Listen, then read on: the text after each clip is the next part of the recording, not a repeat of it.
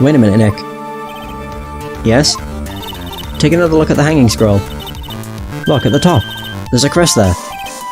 Ah, that. It's the mark of the master, correct? Exactly.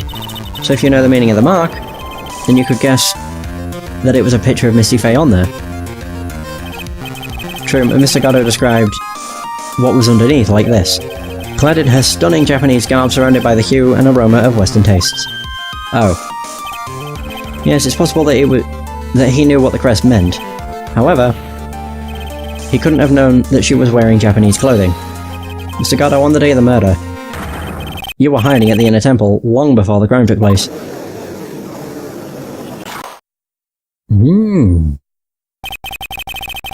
Can I ask you just one little thing, Trite? What is it? This whole theory of yours, it all rests on a certain assumption. That I knew beforehand that a crime was going to be committed. That's right. Otherwise, there's no reason for him to sneak onto the crime scene. Of course Mr. Godot knew about the plan. Huh? What did you say? Is it really possible that another person knew of the plan? Oh god, what do I present? I would say the burnt letter, but how would we know? Does it say it's been opened there! Opened once before, so yeah, that is it. Good. This crime was actually planned over a year ago. Morgan Fay authored the plan for her daughter's future. And these instructions were hidden somewhere in the Fay Manor for a year. However, by the time Little Pearls found these instructions, they had already been unsealed. Unsealed? Yes, the killer had read these instructions long before Pearls ever found them. That's how he knew the crime was to take place at the Inner Temple. And you're saying this crafty killer is me? You bet I am. But you just said that the instructions were hidden. That's right. Mr. Godot couldn't have known where the instructions were hidden. If he really wanted to know, he had one great chance to find out. Yeah, so when was that? During a visit. A visit? Morgan Fay told her daughter Pearl about where the instructions were hidden. During one of her visits to the detention center. That would be the only time for someone to have learned where they were hidden. Eavesdropping on a visit at the detention center? Yes, it could be arranged as you were someone with easy access in and out of there. Like, for example, a prosecutor such as Mr. Godot. Ooh.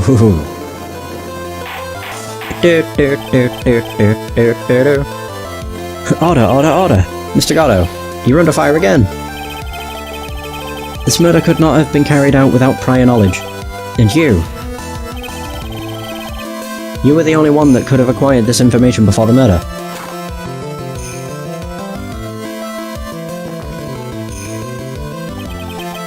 Humans are afraid of the dark. And yet, at the same time, we're fascinated and bewitched by it. Maybe that's why humans drink the darkness that is coffee. Sorry for always asking, but what does that mean? It means there's a reason for everything. According to your theory, the killer in this case eavesdropped on a conversation during a jail visit where he learned of a hidden plan for a crime. After discovering the plans, he hid in the Inner Temple and waited for the crime to occur.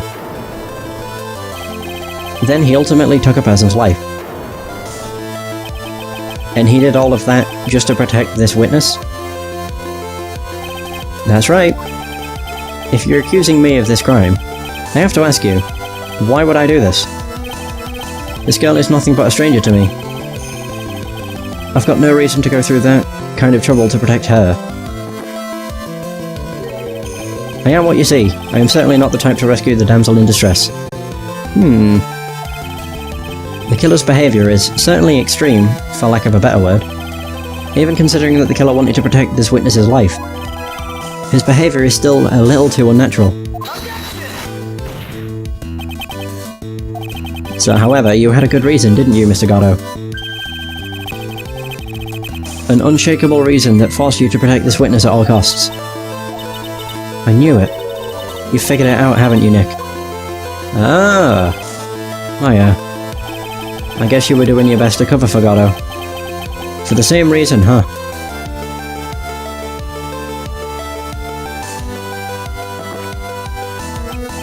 Okay, Trey, I'm all ears. Let's hear it. It's very simple. Maya Fey is a lot more than just a stranger to you. What's this? There's one person who lies at the very center of this whole story. One person that ties you and Maya Fey together inextricably.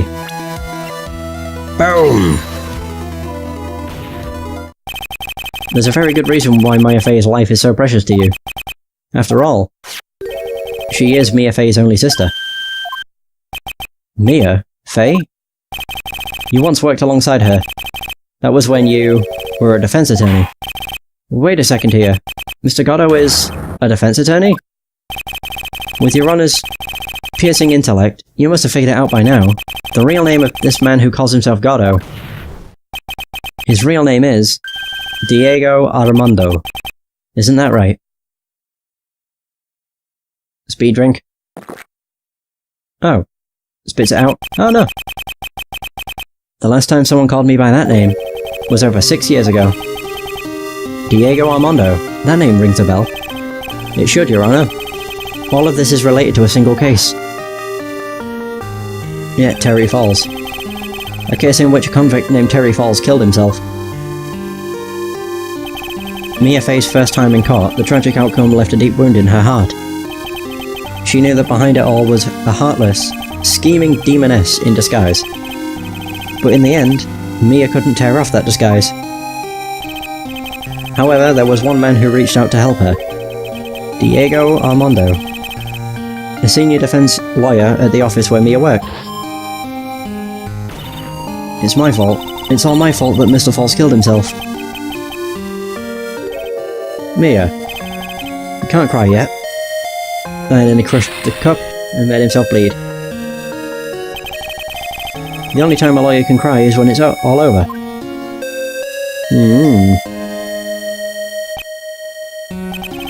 I was moved by her. The way she put all her faith in her clients, that pure sweet heart of hers. That's why I could never forgive Dahlia Hawthorne. Mia and I thoroughly investigated that fake kidnapping incident. Then one fateful day, Dahlia wanted to meet with me. It had been 6 months since the trial. We met in the courthouse cafeteria. Ah, here we go. Yeah, he was, it's kind of obvious he was the attorney that was poisoned. I just remembered. 6 years ago, right here in this courthouse, you were poisoned. Even I didn't see it coming. Dahlia Hawthorne slipped some poison into my coffee. Some newspapers at the time called it a murder. But very little information about the case was released to the press. But you weren't dead at all. No official reports ever actually called it a murder. I was just in a deep, deep coma. I see. My body shut down, and my life became nothing but a long, deep sleep. That woman's poison did a real number on my central nervous system. I lost my sight, and all of my hair turned white due to the damage it caused. It's terrible. Apparently it was a miracle that I ever regained consciousness. 5 years had passed since I drank that poisoned brew. Then one morning my eyes flew open, from the smell of a doctor's cup of coffee.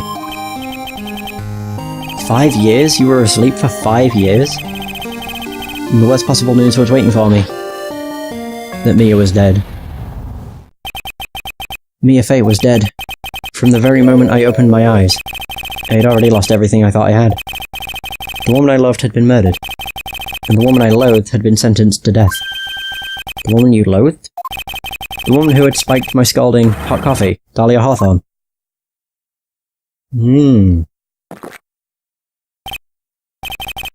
Good old Mia. She didn't let me down. She got her revenge before she checked out. In the end, there wasn't anyone waiting for me when I woke up. That's so sad. For someone like me, for someone who had slept away their best days, there were only 2 reasons left to live, and it was for those 2 reasons that I decided to become a prosecutor. If I may ask, what were your 2 reasons to live? The first was you, Troy. Huh? Me? If I hadn't drank that stupid poison, Mia Fey would never have died, much less the way she did. You were the only one who was there to protect her, but you let her die. It was all your fault. It wasn't like that. I wanted to see for myself what kind of a man you really were. So that's why you became a prosecutor. My other reason for living She goes by the name of Maya Fey. You mean me? You were the only way I could make up for the sin of not saving Mia. 1 year ago, when the Karine village incident was resolved, it was obvious that Morgan Fey was planning something. Whatever her evil plan was, I was determined to stop it. My role as a prosecutor put me in the perfect position to do something about her. That's how you overheard Pearl's visit with Morgan at the detention center. I knew that the time was drawing near.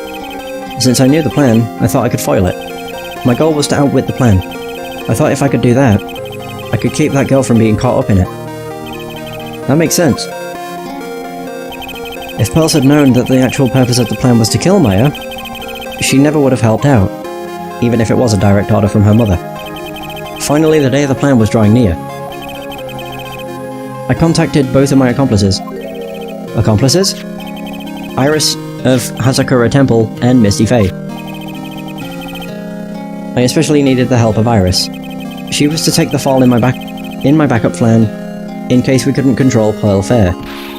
But how did you contact my mother? She'd been missing for almost 20 years. Officially, yes. What? What do you mean, officially? You've heard about it, haven't you? About the strong ties between the main family and the government? Now that you mention it, Bikini did say something to that effect. She said that the Master of Karine had great authority. Even without her official position, Misty Face still wielded great influence. The police had been keeping an eye on her movements all this time. That's how I was able to contact her. Again, because of my position as a prosecutor. So my mother was cooperating with you? Don't ever forget, no matter how far away from you she was, she never stopped thinking about you. She was always... That's why I knew she would do anything to protect you. If you want to know how strong her resolve to protect you was, take a look at her staff. Her staff? The one with the sword in it? The day the plan was to be carried out arrived soon enough. We met for the first time at Hazakura Temple. That's when your mother showed me her special staff. I realized it then, just how far she was willing to go. She was ready to use that sword to protect you from Morgan Fey, if necessary. Yes, even if it meant paying the ultimate price. Mother. Jesus. That night, the night of the crime, there was just one way to stop Morgan's evil plan. You mean Pearls? Don't you? We had to make sure she didn't channel Dahlia Hawthorne. Well, Pearl, what are you going to do tonight? Well, if you'd like, you can come to my room. Perhaps we can read some books together. That was her way of trying to get her so that she didn't... We thought we could prevent her from playing her part in Morgan's plan. But she never showed up. She was worried and followed me to the inner temple. That was the thing we were most afraid of. And that's why Misty Fey had to do the channeling herself. She channeled Dahlia Hawthorne into her own body. What? What do you mean? If she channeled the spirit first, then Pearls wouldn't be able to do it herself. As Master of Karine, Misty Fey's power was supreme. So that's how it went down. She channeled Dahlia Hawthorne so that Pearl Fey wouldn't be able to. What? But that does mean that Misty Fey was the one that attacked Maya. What? Is this true? My role in the plan was to make sure no one was going to hurt Maya Fey. That's why I hid myself at the inner temple. Just in case you needed to be saved from Dahlia Hawthorne. Godot. Anyway, that's all I'm going to admit to. Trite. Huh? There's no doubt about it. You're a great defense lawyer. But you're going to have to do the rest yourself. Huh? The background leading up to this incident has been laid bare. There's just one remaining... Oh no, there's just one question remaining, Mr. Wright. Who killed the victim? There are only two possible suspects right now. Maya Fey, and I'm sad to say, you, Mr. Godot.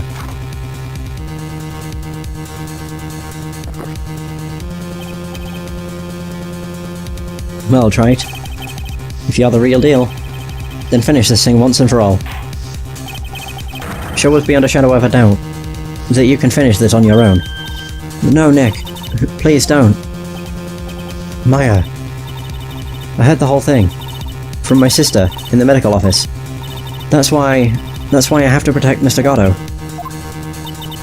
I can't do it. I can't testify against him. After all, he's the man who put his life on the line to protect Mia. And me too. Maya, I know that. Nick. But even so, it doesn't absolve him of his crime. Please, Maya, testify.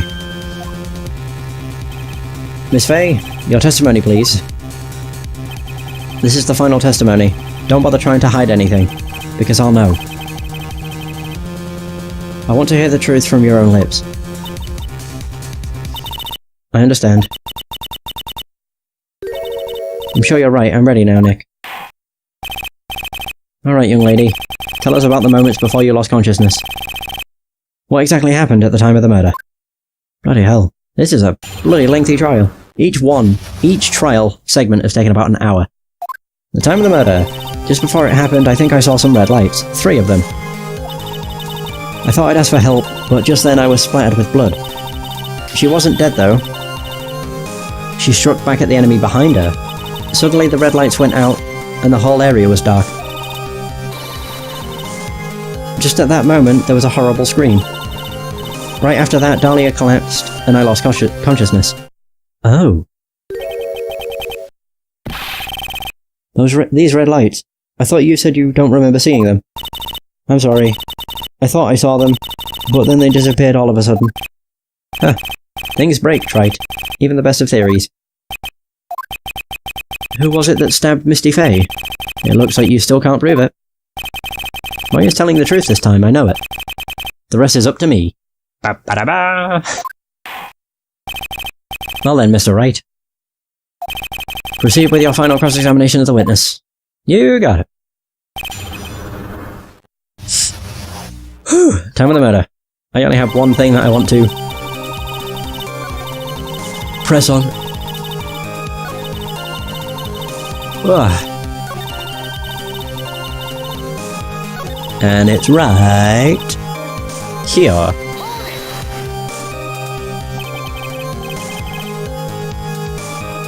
What do you mean by just at that moment? Do you mean the moment when the red lights went out? Yes, that's right. The scream that you heard then, was it Dahlia Hawthorne?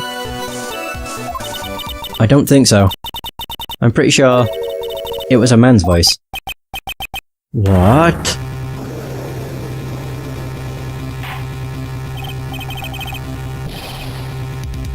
So then, that scream came from the killer? That's got to be it. I think Dahlia Hawthorne must have taken the blade and attacked the killer with it. And then the killer let out a scream of pain, huh? After that, the killer stole the blade back and delivered the final blow, I guess. Not possible. The blade was, like, remained in her body, so that didn't happen. Well, Mr. Wright, it seems to make sense to me. Sounds like a reasonable deduction, but I still kind of wonder. There's a contradiction. I'm sorry to say this, but that interpretation would create an enormous contradiction. That makes sense. After all, my deductions are almost certainly never correct. Remember the testimony she just gave before the killer let out a scream? Maya said she had already been splattered by the victim's blood.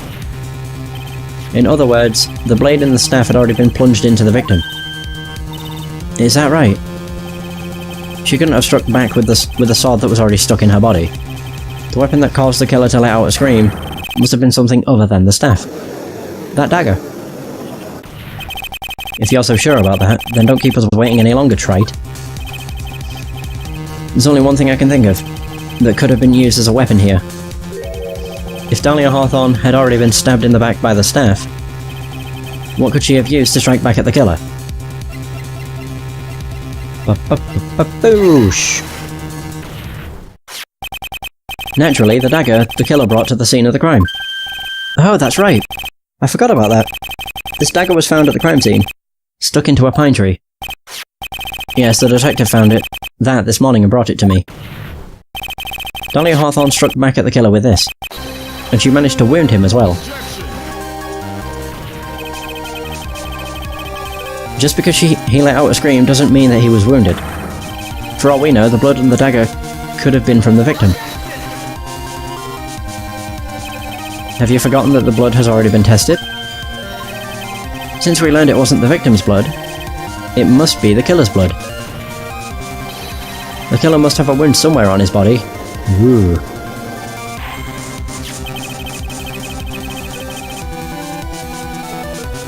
So you're saying the blood on this dagger belongs to the killer? Exactly. A DNA analysis of the blood would prove it beyond a shadow of a doubt. And yes, Mr. Godot, it would prove that it's your blood.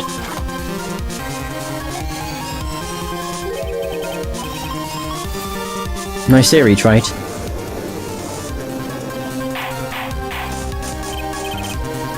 Order in the court. Is this the end? Have I done it? Even he won't be able to change the results of a scientific test. Huh. Let me ask you something, Wright. Let's just say that it turned out that I was the killer. Do you really think I would be stupid enough to leave evidence like that? What? Just think for a second. This dagger was found this morning by a detective and brought to me. There was already a bloodstain on it, correct? But even so, I was the one who brought this dagger here to the courtroom. Yes, what does that prove? Well, if I really were the killer, I could have washed the blade off and then planted another person's blood on it. It can't be. In any case, there's one thing I can guarantee, Wright. That blood, it doesn't belong to me. Not a chance. What? Oh my god. In any event, it seems to be established that the killer was wounded. Alright then, witness. Continue your testimony. What? Wait a minute. What's the problem? I know I probably shouldn't say this, but there's a big contradiction in Nick's explanation. Maya, this dagger, you said that it wounded the killer. That's right. But, if Mr. Godot had really been cut with the dagger, his clothes should be bloody or have a rip in them, right? Maya? Maybe he just changed his clothes. That'd solve the contradiction pretty easily. What are you talking about? It's not that simple at all. Remember back to the day of the murder. Everyone that was on the inner temple side got trapped there. Ah, that's right. Once the bridge was fixed and the police headed for the inner temple, Mr. Godot was already there waiting for them. Oh, look at that smile. He never had a chance to change his clothes. Ack! Oh no! Order in the court. Jesus. Well, maybe he brought a change of clothes with him. But no one could have predicted the lightning strike that shut down the bridge. Why would anyone have brought a change of clothes? Did the judge take smart pills during the last recess? Well then, maybe the killer took off his clothes before he committed the murder. That way, he wouldn't get any blood on them. That's impossible, Wright. You know how cold it gets up there late at night? After a few minutes with no clothes on, you'd be frozen solid. Ah! Oh no! Like it's ha!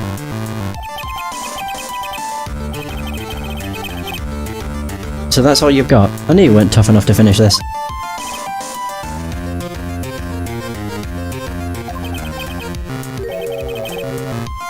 Right now, if Mia Fey were here,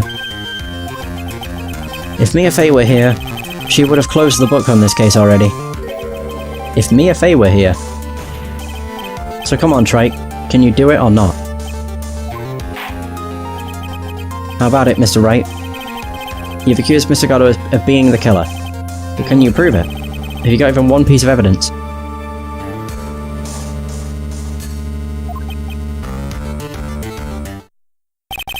The question isn't whether I can prove it or not.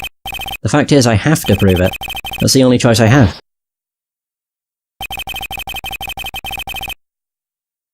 I was taught that it's one of the rules of being a lawyer.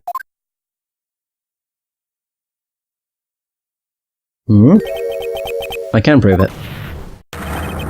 I'm going to bring your magnificent vengeance to fruition just as you want it. Oh, nice! We got cornered! That's good. A fighter till the bitter end, right? Since there's just one piece of evidence that can prove your point, why don't we go for the unlimited penalty? Are you trying to pressure me, Mr. Godot? Because it doesn't matter to me. I've got the one piece of evidence I need. Give me a break. You've got nothing, Trite. So what do I do at a time like this? It's simple, I've got to think out— oh god, this again. I gotta think outside the box and approach this from a different angle. Alright then. Mr. Wright, let's hear what you've got. There's one thing that I've demonstrated in the previous cross-examination. The killer was wounded. That was proven by the blood on the dagger. But we decided it was impossible for him to have hidden such a wound. If he had been cut by a dagger, there should have been a bloodstain on his clothing. There's one place the killer could have hidden his wound. What did you say? Hidden? God, I have one chance. This is it, my last stand. I need to think about this from a different angle. I don't need to think about why there was no bloodstains on his clothing. I need to show how he hid the wound. It's the end of the line, the final stop, right? Let's hear what you've got. Oh, I don't like it. Where's this location where you say the killer hid his wound? It's on you. Oh, take that. Ugh, I don't like this. Can I save? I can't save. Oh no. Oh no. Boo boo boo boo boo boo boo boo. I'm going for it.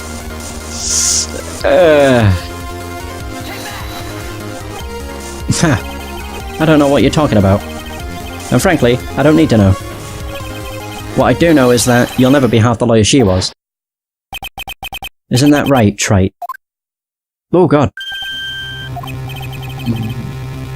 What was that just now? Why are we getting his monologues? Mia? It can't be. You're living on through him?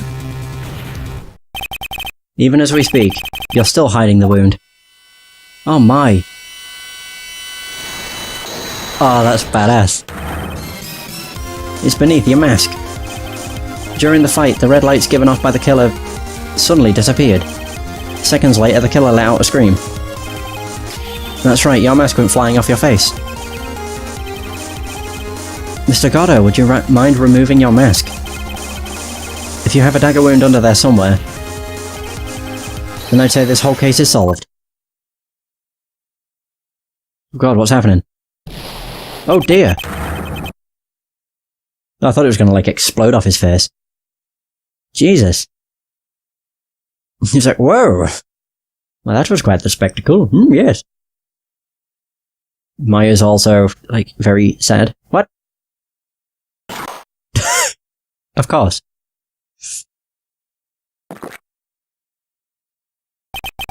Just now, I saw her spirit in you. I never liked you. 6 years ago. You helped the woman who put me to sleep by hiding her bottle of poison. And then, while I was sleeping, you let Mia die. But you didn't care. You just kept living your pathetic happy-go-lucky life. You even had the nerve to follow in her footsteps as a lawyer. I could never forgive you. That's what I thought. Mr. Godot? But I was wrong about you. I knew it from the very beginning. The truth is, the only person I could never find it in my heart to forgive was myself. I knew it was me. You, yourself? I was the one that failed to protect Mia. Me and no one else. I tried to avert my eyes from the truth, to escape from the harshness of reality. I just couldn't face Mia's death head on, so I ran. I hid behind a mask. I threw away my true name. I couldn't even deal with being a defense attorney anymore, so I quit. But you saved Maya. Yeah, that was my plan. Up until just now, anyway. What do you mean? Are you listening, Maya? If I had really wanted to save you, then there's one person that I should have gone and talked to right away. Phoenix. Who would that be? Are you talking about Nick? But I didn't do it. I tried to get the help of Iris and your mother. But I closed my eyes to the most important man involved. Do you know why? The real reason? No, why? I suppose I wasn't really interested in saving you at all. Huh? I think I was just trying to salvage what's left of my own broken soul. I was trying to make up for the fact that I couldn't save Mia, nothing more. That's why I let you walk right into a situation that I knew was dangerous. Forgive me. You're wrong. You put your life on the line to save Maya. Was it really for Maya's sake? Even I'm not really sure. What do you mean by that? That night, in the darkness of the garden, when I saw her silhouette. Oh, damn! A part of me must have known the truth. The truth that it wasn't really Dahlia Hawthorne standing there in front of me. But rage consumed him. It could have been Misty Faye or even that little girl. But I still picked up the blade. It was like I was dreaming. I'm not sure exactly what was going on in my mind at that point. Was I really motivated by the pure desire to protect Maya Faye? Or was it something else? That he just wanted to get back at Dahlia Hawthorne? Was it my hatred for a woman who had stolen everything from me 6 years earlier? Could it have been simply a desire for revenge? And now, I don't know anything anymore.